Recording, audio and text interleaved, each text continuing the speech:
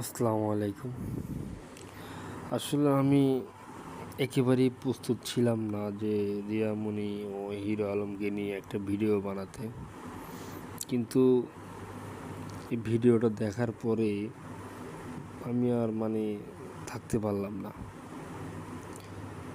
ভিডিওটা না বানালে ভিডিও যদিও বেড়ে লং হয়ে যাচ্ছে,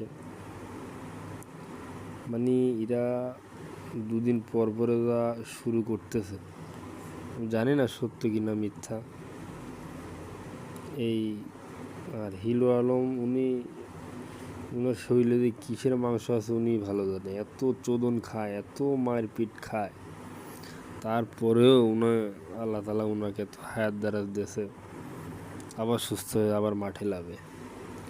রাজনীতি বলেন, এমনিতে বলেন, যে কোনো বিষয় বলেন, মায়ের খাবেই। মায়ের খাতে খেতে তার অবস্থা কেরোসিন। আবার এই যে লিয়ামনি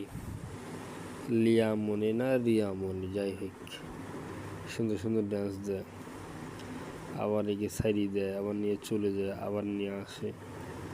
এই জায়গায় এখন অ্যাম্বুলেন্সে শুয়ে আছে, ভিডিও করতেছে, যে সোশ্যাল মিডিয়ায় পোস্ট করছে। শরীরে কোথাও কোনো অঙ্গ বাকি নাই। আপনারা আসলে কি বলবেন আমি জানি না। আমি কারো পক্ষ নিয়ে কথা বলতেছি না।